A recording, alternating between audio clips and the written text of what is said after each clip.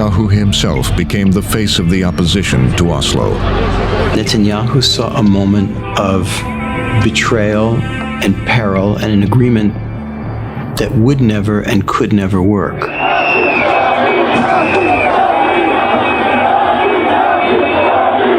There's a really ugly character to it. The level of vitriol, the anger, the scope of these demonstrations, the kind of incitement. Netanyahu found himself at the center of the critic of the Oslo Accords. He called the agreement a suicidal decision for Israel and claimed that it would weaken Israel's security. Netanyahu did not stop at just verbal criticism. He led widespread protests and political movements against the agreement.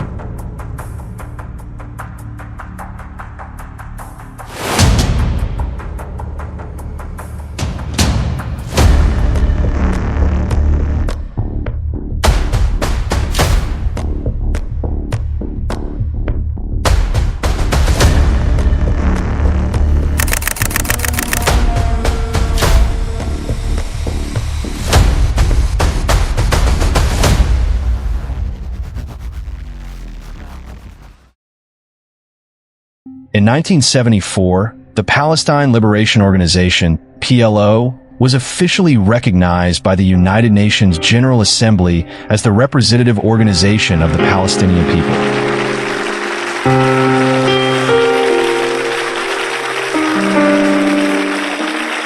لقد جئتكم يا سيادة الرئيس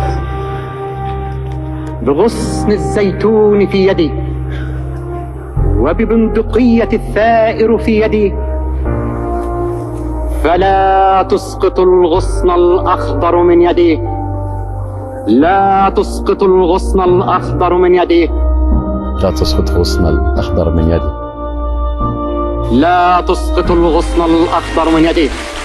As a result, the voice of the Palestinians on the international stage became stronger. Then, peace talks began between Egypt and Israel to defuse the tense situation in the Middle East and find a diplomatic solution to the long-standing conflict. After more than a decade of conflict, in 1978, historic peace talks were held at Camp David in the United States under the mediation of U.S. President Jimmy Carter. The talks were attended by Egyptian President Anwar Sadat and Israeli Prime Minister Menachem began. Eventually, the two countries signed the Camp David Accords, which was the first major Arab-Israeli peace agreement. Through 13 long days at Camp David, we have seen them display determination and vision and flexibility, which was needed to make this agreement come to pass. All of us owe them our gratitude and respect. The main content of the Camp David Accords was Egypt officially recognized Israel as an independent and legitimate state. In this, Israel agreed to return the Sinai Peninsula, which it had captured during the 1967 war, to Egypt. The two countries would maintain diplomatic relations without going to war in the future. Then in 1979, Egypt and Israel signed a formal peace treaty, making Egypt the first Arab country to recognize Israel and establish diplomatic relations. For this historic step, Anwar Sadat and Menachem Begin jointly won the Nobel Peace Prize in 1978. Of Israel to come to the rostrum and receive the diploma and the gold medal of the Nobel Peace Prize. After the signing of the Camp David Accords, it caused a stir not only in the Middle East, but also in the entire world. But at the same time, it caused a strong debate in the Arab world. Opposition mainly came from three sources. Palestinian groups, who felt that Egypt had compromised with Israel by sacrificing their interests. Several Arab countries, especially Syria, Libya, and Iraq, who considered the agreement a betrayal. Radical religious and extremist organizations, who believed that making peace with Israel went against Islam. Egypt lost its membership in the Arab League shortly after the agreement, and several Muslim countries severed ties with them. On October 6, 1981, a dark chapter in history was written amid a military parade on the dusty streets of Cairo. Egyptian President Anwar Sadat, who had won the Nobel Peace Prize for making peace with Israel through the Camp David Accords, was brutally assassinated. The assassins were radical Islamist militants who claimed that Sadat's peace agreement was a betrayal of Islam. A military parade is underway in the streets of Cairo to celebrate the victory in the 1973 Yom Kippur War. President Anwar Sadat sits on a podium, surrounded by 4 layers of security and 8 bodyguards. The roar of Mirage jets in the sky draws everyone's attention. Suddenly, a military truck pulls up. A group of soldiers led by Lieutenant Khalid al-Islambuli descends. They were in military uniforms, but they were carrying concealed hand grenades and automatic rifles. Islambuli walked up to Sadat, threw the grenade, and his companions opened fire. In an instant, Sadat's body was covered in blood. He died in hospital 2 hours later. But what was behind the assassination? Was it just religious extremism, or was there a deeper conspiracy? In December 1987, anger erupted when 4 Palestinians were killed in a car run over by an Israeli army vehicle in Gaza. In response to this incident, massive public protests and resistance movements against Israel broke out across Palestine, known as the First Intifada. The First Intifada was a period of widespread discontent among the Palestinian people. The Israeli-occupied Gaza Strip has been in ferment. The protest there, which originally erupted after 4 Palestinians were killed in a collision with an Israeli army lorry, continued today when 3 more Palestinians were shot dead by soldiers. In the midst of the First Intifada, a new force emerged. In 1987, an Islamist organization called Hamas was founded in Gaza. Hamas, whose full name is the Islamic Resistance Movement, pledged to liberate Palestine and wage armed and political resistance against Israeli occupation. The organization, which was based on Islamic values, quickly gained popularity among the Palestinian people, especially in Gaza. Why was Hamas formed? A section of the Palestinian people felt that the PLO and Fatah were compromising too much with Israel. They wanted to build a tough resistance movement. Their ideology was that Palestine would be an Islamic state, where Israel would no longer exist and would wipe Israel off the map. Meanwhile, since Israel captured the West Bank and the Gaza Strip in the 1967 war, the Israeli government, some religious groups, and extremist groups such as Gush Emunim, Amana, and religious educational institutions have been building Jewish settlements on the occupied land. Although this is illegal under international law, the Israeli government supports it. The Israeli authorities claim that these settlements are necessary for security and to protect religious rights. But behind this security, a walled prison is being built, with a nation imprisoned at each end, the Palestinian people. Well, the Israelis have a clear policy. They want all the land in the West Bank to be part of the land of Israel. And in order to prevent the establishment of a Palestinian autonomy or homeland or state, they are building Jewish settlements all over the West Bank. If we lose our land, where do we belong to? What is left for us?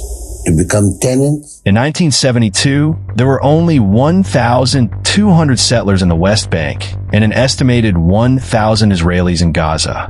In 1992, the number of Israelis in Gaza had risen to about 8,000 and in the West Bank to 110,000. These settlements meant indiscriminate land grabbing for Palestinians. Checkpoints, you have to cross a military checkpoint to get to school. If you go to farm the land, you have to know that it is no longer yours. Palestinians are no longer the owners of their own land. They become asylum seekers in their own land. In 1992, Yitzhak Rabin, leader of the Israeli Labor Party, was re-elected as prime minister of the country. Under his leadership, Israel moved towards a significant diplomatic shift.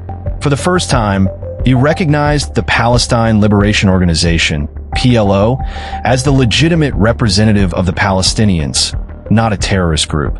This agreement, which establishes a historic dialogue between Israel and the Palestinian Authority, grants Palestine the right to autonomous regions and recognizes each other. This was the first time that Israel and Palestine recognized each other's existence and began negotiations for a peaceful solution. Who have come from a land where parents buried their children. We who have fought against you, the Palestinians, we say to you today, in a loud and a clear voice, enough of blood and tears. Enough! In 1993, the Oslo Peace Accords were signed, marking the first formal agreement between Israel and Palestine. The Oslo II Accords of 1995 divided the West Bank into three parts. Areas ABC. Area A. This was under full administrative and security control of the Palestinian Authority. It covered about 18% of the West Bank, mainly including Palestinian cities. Area B.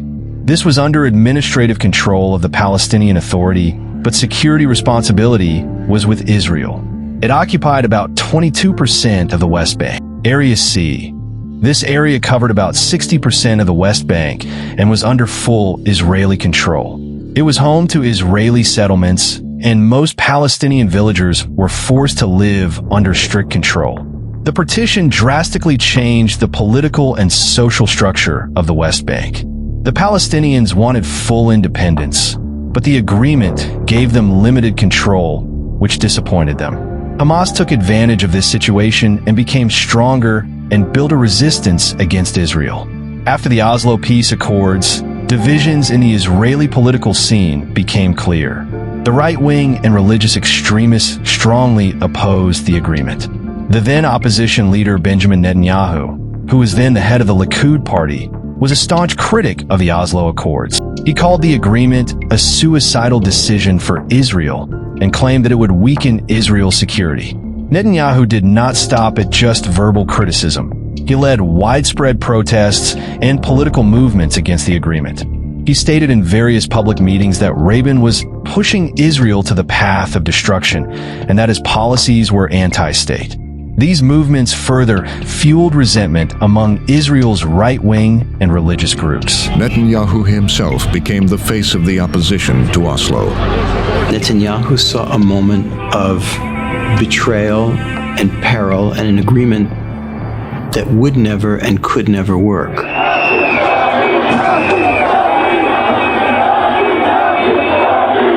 There's a really ugly character to it.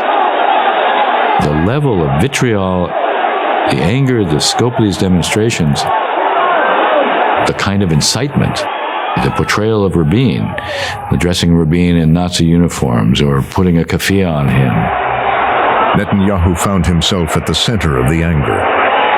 In most cases, he doesn't do anything about it. I think Netanyahu, even in some ways, benefits from this association with the rabble-rousers on the right.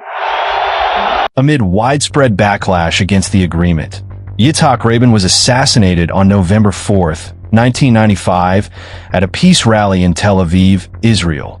He was shot and killed by Yigal Amir, a radical Jewish nationalist and religious extremist. Jewish religious extremists believed that the West Bank and Jerusalem were Israel's sole right, and that giving any land there to Palestinians was against their national and religious beliefs. Such religious extremist groups believed that Rabin's peace initiative would weaken Israel and sought to build resistance against it.